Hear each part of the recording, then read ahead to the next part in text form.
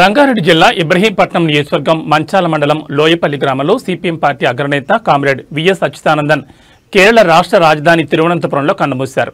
వారికి ఈరోజు CPM party Loyapalli గ్రామ కమిటీ ఆధ్వర్యంలో ఫోటోకు పార్టీ సీనియర్ నాయకులు బోడిగా రాములు, పూరుపక్క యాదయ్య పూలమాలలు వేసి నివాళులర్పించారు.